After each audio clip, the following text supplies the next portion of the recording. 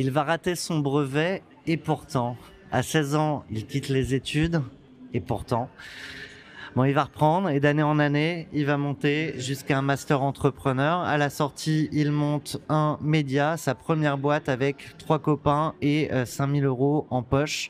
Quelques années plus tard, il revend la boîte. Il entre à la communication chez BPI France et de big en big, en big, en big, on progresse, on progresse, on progresse. Aujourd'hui, une nouvelle très belle édition et maintenant tu es directeur exécutif de la communication. Julien Noronha, je suis ravi de te retrouver, je vais pas te vous voyez. Déjà je tutoie tout le monde mais en plus on se connaît bien. T'as oublié de dire que tu faisais partie des 3 copains quand Et même. je faisais partie des 3 copains.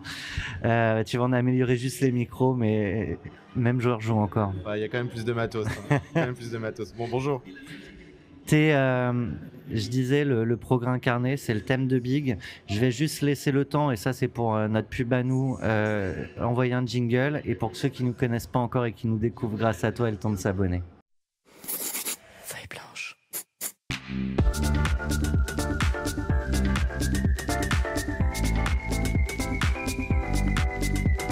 « 40 nuances de Next ». Donc l'exercice d'interroger un ami est complexe. Mais donc je vais te lancer des petits bouts de phrases et je vais te laisser piocher. Mais typiquement, je disais le progrès, c'est ta vie. Et je veux bien qu'on revienne en arrière. Alors, tu l'as fait un petit peu. C'est vrai que le sens de l'école, j'ai du mal à le trouver. En tout cas, il y a une chose que j'ai compris assez vite, c'est que si je comprenais pas le sens de ce que je fais, je pouvais pas le faire. Je l'ai compris un jour, tiens, je vais raconter ça. Ça, t'es pas au courant. Tiens. Ah. Un jour, je suis arrivé à 4 ans chez moi et mon père avait amené une femme qui devait me garder, qui parlait anglais, pour me garder en anglais et apprendre l'anglais. Et comme t'as pas compris le sens, t'as dit change de babysitter. Non, c'est pire que ça. C'est que la première chose qu'elle m'a dit, c'est je vais t'apprendre à dire j'aime le poisson. C'est I like fish. Et je l'ai regardé, je lui ai dit I don't like fish. Ah. Et je lui ai plus jamais parlé. Donc tu vois, ça a commencé vite. Non, c'est vrai que j'ai mis du temps à comprendre le sens de l'école parce que je viens d'une famille d'entrepreneurs. Une famille d'entrepreneurs à l'huile de coude qui s'est fait tout seul. Mon dans père la nuit. arrivé d'Inde, dans le monde de la nuit, voilà. Il avait la chance de parler portugais, donc il a travaillé dans des boîtes de nuit brésiliennes. Il a rencontré ma mère qui était italienne et ensemble ils ont réussi à racheter une boîte de nuit puis à avoir des dîners spectacles dans Paris. Donc moi, tu vois ça gosse petit. d'entrepreneur, Ouais. j'entends parler de TVA à la maison, j'entends parler d'impôts. Je vois parfois les huissiers. Ça peut aussi être ça, la vie d'un entrepreneur. Ça peut aussi être ça, la Ouais. vie d'un entrepreneur. Et en même temps, j'ai une vie merveilleuse, mais à l'école, on ne m'apprend pas ce que je vis à la maison. Donc, je ne comprends pas le sens de l'école. Et c'est ce qui a fait qu'en effet, en troisième, je me suis retrouvé en décrochage total. Je n'ai pas eu mon brevet des collèges. Et j'ai dit à mes parents, je vais faire un BEP compta. Ça, ce sera du concret. Et après, je vous rejoins et je dirige les boîtes avec vous. Et c'est ce que tu as fait. Et c'est ce que j'ai essayé de faire. C'est ce que j'ai essayé de faire. Non, j'ai eu mon ouais, BP, ça, quand oui. même. Ça va. Et ensuite, donc, tu quittes l'école. Ensuite, j'ai quitté l'école et mes parents ont eu l'intelligence de me laisser faire. Parce que je pense qu'ils m'avaient un peu compris aussi. Ma mère m'a toujours fait beaucoup confiance. Elle m'a dit, bah vas-y, puis on verra. Et j'ai passé 1 an à diriger des établissements. Donc à 16 ans, 17 ans, j'étais au comité d'entreprise d'Air France à essayer de vendre des soirées pour les collaborateurs avec ma petite boucle d'oreille, mes cheveux rasés.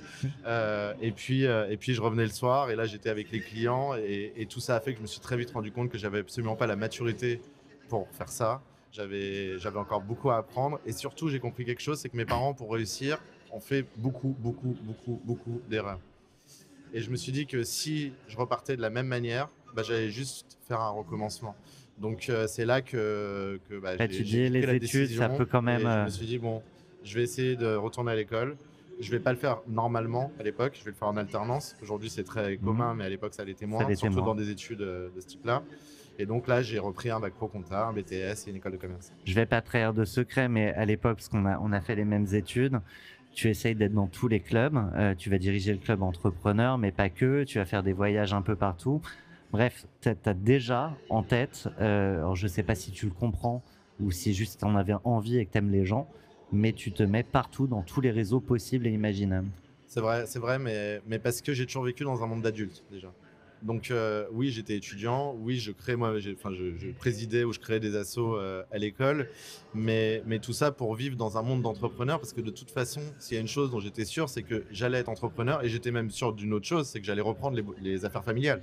Jusqu'à un certain moment, on en parlera après j'imagine, mais en tout cas j'étais persuadé de ça. Donc très vite, en effet, je me suis dit, bah, si je veux faire grandir la maison familiale, il faut que j'aille plus loin que cet entrepreneuriat à l'huile de coude, et ça je l'ai appris à l'école pour le coup. Et donc je suis rentré dans tous les réseaux d'entrepreneurs en me disant que ça allait me créer des opportunités pour faire d'une entreprise familiale commerçante une entreprise business avec des potentiels de développement. Euh, dans 40 nuances de Next, on reçoit les plus grands entrepreneurs, alors pas que de la tech, d'ailleurs de l'industrie française. On leur fait toujours rappeler, ils le disent volontairement parce que c'est leur réalité, que la trajectoire pour la réussite, elle n'est pas ascendante et rectiligne. D'ailleurs que même quand tu es là, t'es pas à l'abri de te casser. Je veux bien qu'on vienne du coup sur les débuts de ta première boîte, qui était notre première boîte, et on va pas en faire tout un truc parce que j'aime pas ça. Mais la réalité, et c'est ta réalité à l'époque, de je lance une boîte, il n'y avait pas encore, il y avait des réseaux d'accompagnement qui existaient, mais il n'y avait pas l'écosystème qu'on connaît aujourd'hui. Donc c'était la galère. Et on voyait des entrepreneurs de très près, souvent on était leur première interview, pour qui c'était aussi la galère.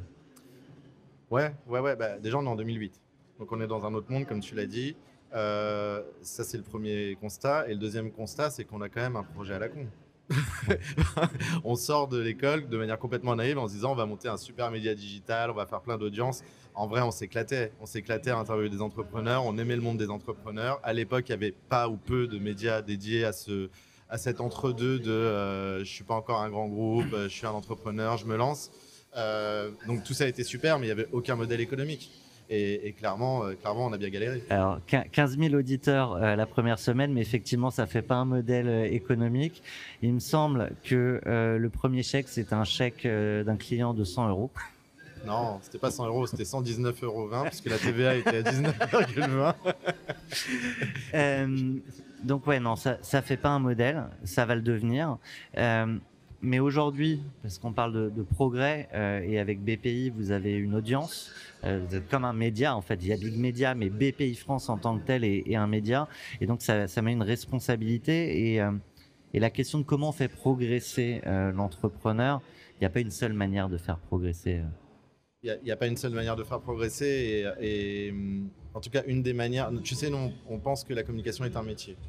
Et quand on dit que la communication est un métier, c'est qu'on a un devoir de parler aux Français et on a un devoir de montrer l'énergie entrepreneuriale positive, de donner à entendre les entrepreneurs, l'envie de progresser. Ouais. On veut déjà que les entrepreneurs sachent qu'il y a une communauté d'entrepreneurs qui existe et à laquelle ils peuvent s'identifier. Mais en plus de ça, on veut aussi que les Français le sachent. On veut montrer que dans le pays, il y a une force entrepreneuriale. Aujourd'hui, on est 86 000. Dans le pays, il y en a des centaines de milliers. Des gens qui ont envie de changer leur territoire, qui ont envie de transformer des marchés, qui ont envie de répondre à des nouveaux besoins, et des gens qui osent. Et donc, si eux-mêmes veulent oser, déjà qu'ils le fassent, mais surtout qu'ils soient rassurés du fait qu'il y a bien une énergie positive dans ce pays. Je pense pas te l'avoir dit. Cette semaine, on a lancé un média qui s'appelle Planté, où après avoir donné la parole aux plus gros entrepreneurs, ça te fait penser à bloquer, c'est ça? Non, je te vois rien. Non, mais on donne la parole à des entrepreneurs qui ont planté leur boîte et montrer aussi cette facette-là on parle souvent faire des entrepreneurs, des super-héros. En réalité, c'est pas des super-héros, c'est juste des êtres humains qui ont des grands projets. Alors il faut être un peu surhumain parfois pour le faire. Ouais, mais il faut montrer toutes les facettes. Il faut montrer toutes les facettes, il faut être honnête. Tout à l'heure, on avait Léna Situation qui était là et on lui demandait, parce qu'on a un vrai sujet, nous, de parler à la jeunesse, on lui disait, mais qu'est-ce qui fait que les jeunes t'écoutent? Donc, en dehors du fait qu'ils se projettent parce qu'elle est jeune et que les nouveaux influenceurs sont encore plus jeunes, elle disait, la réalité des jeunes, c'est qu'on peut dire qu'ils aiment tout et qu'ils aiment rien en même temps, mais il y a une chose qui leur parle, c'est l'honnêteté. Et dès qu'ils sentent que ça zigzague, c'est terminé. Et c'est ça, en fait, finalement. Et donc, quand tu parles de l'échec, c'est juste de le faire avec honnêteté, d'expliquer ce que tu as appris dans cet échec, parce qu'on apprend toujours dans les échecs. Et puis, et c'est très bien que vous fassiez ça. C'est très bien que vous fassiez ça parce que en racontant son échec, on évite à d'autres de le faire, tout simplement. C'est l'idée. Des claques, on en prend tous. Pro, perso, je te propose... Waouh! J'ai l'impression de me la prendre à chaque fois dans l'oreille. Là, j'ai senti la stéréo. Ouais. De partager une vraie claque qui a été riche d'enseignements, mais pour toi. Généralement, il y a un peu d'universel dans ce genre d'histoire. Écoute, je pense que la plus grosse claque que j'ai prise, c'est le moment où mes parents ont décidé de tout arrêter. Où j'étais persuadé d'avoir un empire, parce que c'était un empire, c'était 10 restaurants, dîner spectacles dans Paris, etc. Et du jour au lendemain, crise familiale, on arrête tout, et en plus, toi, t'as plus rien. Parce que c'était un monde où on vivait on vivait pas en épargnant en bâtissant du patrimoine, voilà. Donc je me suis retrouvé avec ça, et en fait, ce qui a fait que j'ai rebondi, la réalité de ça, c'est que dans mon éducation, ma grand-mère était très importante, et elle m'a toujours dit, fais attention Julien, tu vis très bien, mais tout peut s'arrêter. Et en fait, ça, elle me l'a dit, mais quand j'étais tout petit. Et elle me l'a toujours redit, de temps en temps. Je pense qu'elle sentait les choses venir. Et c'est ce qui s'est passé. Et en fait, au lieu de tomber, parce que j'aurais pu clairement me dire, bon, bah, j'ai plus l'alternance, donc mes études, je peux plus les payer, j'ai plus de fric, donc je vais aller bosser ou je sais pas. Bah non, j'ai décidé de rebondir. Et ça m'a permis, cette claque m'a permis de m'ouvrir, tout simplement. De m'ouvrir à d'autres choses. Parce que moi, je ne voyais que ce monde-là avant de l'apprendre. Quand on parle de progresser, il y a toujours un rapport, je pense, d'enfant par rapport à ses parents. Et il me semble que c'est Louis Schweitzer qui disait que tu vois, si tes parents sont là, tous les gamins veulent aller au-dessus, mais tu te rends pas compte à quel point en fait, le plafond, il est presque infini, il n'y en a pas. Mais que souvent, les gamins se projettent juste au-dessus. L'expérience de tes parents, t'en as fait un truc pour pousser fort dans le fond de la piscine de ta vie et monter le plus haut possible. Ouais. Je me suis toujours dit, et je me le dis encore plus maintenant que j'ai une petite fille, je me suis toujours dit, bah, mes parents sont partis de 0, ils sont montés à 10. Moi, j'espère que je vais faire de 10 à 20, et puis la suite fera les choses. Donc, pour moi, c'est une grosse responsabilité sur elle. Ouais, à l'intérieur y arriver. Mais quoi qu'elle fasse, peu importe. Mais en tout cas, qu'elle aille au bout de ce qu'elle fait, c'est ça qui est important. Et moi, en tout cas, je me suis toujours fixé ça. Et je me suis toujours fixé de faire des choses, qui m'intéressent. Et à partir du moment où ça m'intéresse, d'aller au maximum de ce que je peux pousser moi avec mes capacités et mes limites. Je sais pas si on se rend compte à quel point un événement comme ça, c'est presque une boîte à part entière. C'est quoi la complexité de monter ça? Tu veux peut-être donner 2-3 chiffres déjà sur ce que c'est, ce que ça représente. Ouais. Le Big, bah, c'est l'Accor Arena. Donc tout le monde a mis les pieds dans l'Accor Arena et a vu l'ampleur de cette salle. Je peux dire que j'ai pris un micro dans Bercy. Voilà, tu peux dire que tu as pris un micro dans Bercy. C'est l'Accor Arena qu'on reconstruit, donc c'est un challenge technique. Parce que construire des plateformes sur lesquelles on est, parce qu'on est filmé, c'est un vrai challenge technique de construire ça sur des tribunes, etc. Donc ça veut dire aussi comprendre un réseau important de partenaires. Et à côté de ça, il y a 2 autres challenges. Le premier, c'est que c'est un projet d'entreprise Big. C'est-à-dire que c'est pas une commande faite à un partenaire qui va le gérer pour nous par rapport à nos envies. Non, c'est toute la maison, BPI France, c'est 600 collaborateurs qui disent bah moi j'ai envie de porter un atelier sur l'intelligence artificielle, moi j'ai envie de porter un atelier sur l'hydrogène. Mais moi, tu fais pas meilleur esprit d'entreprise là, que ça. Ouais, mais en même temps il faut le gérer. En plus de tout le reste. Tout le monde. Alors déjà ils font ça en plus de leur job. En plus de ça, chacun veut faire le mieux avec le contenu qu'ils proposent. Et nous, on doit gérer ce Lego-là pour satisfaire tout le monde, surtout satisfaire les entrepreneurs, et puis réussir à ce que chacun puisse exprimer le contenu qu'il a exprimé. Donc ça, c'est le premier challenge. Et puis le deuxième challenge, c'est qu'on est à la 10e année du Big. Donc il faut se renouveler. Au bout de 10 ans, il faut se renouveler sans changer les fondamentaux, parce que les gens aiment l'événement. Ouais. C'est ce chaudron, c'est cette représentation parfaite de l'économie française. Ouais, juste si on pouvait avoir un coupe-fil pour traverser d'un bout à l'autre Alors on a essayé de faire des ponts de singes, mais malheureusement en sécurité on a un petit problème. Petite idée pour l'année prochaine. Petite idée pour l'année prochaine, on va y réfléchir. Mais il n'empêche qu'on travaille sur la circularité, sur l'expérience de chaque entrepreneur. Et donc se renouveler quand même. Ouais, se renouveler et faire en sorte que ce soit toujours plus utile pour les entrepreneurs, parce que si on fait ça, oui, c'est pour donner une dose d'optimisme, oui, c'est pour proposer des contenus intéressants, mais c'est surtout pour que chacun ressorte avec quelque chose à développer concrètement dans son business. Nous, on va ressortir de cette interview dans un instant. On va juste pas se quitter sans la dernière rubrique, la main sur le cœur, mon cher Julien. T'as vu comme je suis sage? Ouais, j'adore. Ça change des soirées. Oui, c'est ça. C'est après la soirée. Je te donne les clés du pays, mon cher. On va dire que j'ai le droit. Hein. Voilà, oui. Je te donne les clés du pays. Qu'est-ce que t'en fais? C'est fictif, hein, mais on va essayer de se projeter en étant un peu sérieux. Alors, je vais te dire, dans notre vie d'entrepreneur, je ne côtoyais pas du tout le monde politique, où parfois dans un salon, on avait un micro tendu pour attraper un ministre. Entre le coup de Canal+ et le truc de LCI, ouais. Maintenant, j'ai la chance de le côtoyer beaucoup, puisque BPI France a une grande action autour des enjeux de l'État. Et je peux te dire une chose, c'est que déjà, la complexité de ce qu'ils vivent, franchement, je ne sais pas si j'en serais capable. Faut avoir envie d'y aller faut déjà. Avoir envie d'y aller. Ouais. Voilà, faut avoir envie d'y aller. Et quand on y est, je pense qu'on se prend on se prend une bonne claque. Tiens, tu pourras interviewer un ministre et lui demander sa claque. On est pas mal d'anciens ministres. Voilà.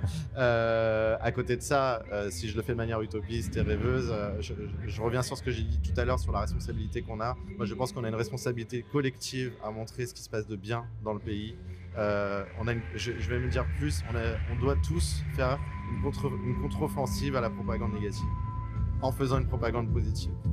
Et si j'étais au pouvoir, je m'attellerais sérieusement à ça, parce que j'ai la chance d'être dans les territoires en permanence, de naviguer dans toute la France, et je peux te dire qu'on a un beau pays et qu'on a des gens merveilleux. C'est vrai, mais on va pas se mentir, on a des micros, là, des caméras. Ce qui marche, je t'ai pas demandé ta claque pour rien. Non, mais plus sérieusement, ce qui marche, c'est l'émotion, c'est la négativité. Ça fait plus de clics, plus d'audience, et c'est difficile de faire entendre le bien. Ça dépend. Il faut je dis pas que c'est pas possible.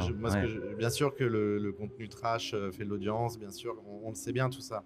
Mais je pense qu'il y a une audience, moi, alors pas pour un média positif, béni oui. C'est pas parce qu'on est positif qu'on n'est pas dans le réel. Mm-hmm. Quand on parle aux entrepreneurs, on est des Gaulois. Hein. Les entrepreneurs, ils disent les choses. Hein. Ils nous rentrent dedans, ils nous parlent de leurs craintes. Mais derrière, ce qu'on oublie de montrer, c'est tout l'après. C'est leur résilience. On n'a jamais eu autant de projets qui arrivent chez BPI France en ce moment, alors qu'ils viennent de vivre 5 ans de Covid, de crise de l'énergie, crise des gilets jaunes, crise des matières premières. Ils continuent de porter des projets, ils continuent d'avoir envie de créer, ils continuent d'avoir envie de développer. Donc oui, il faut parler vrai, mais parler vrai, ça n'empêche pas de parler positif. Moi, je continue de finir mes interviews en retard. Donc officiellement, merci Julien. Merci à vous, on est ravis de vous avoir eu avec nous. C'était un bonheur. On est KO là. Mais c'est pas fini. Non, après c'est la soirée, mais ça va être encore autre chose. Merci à toi. Merci. Feuille blanche.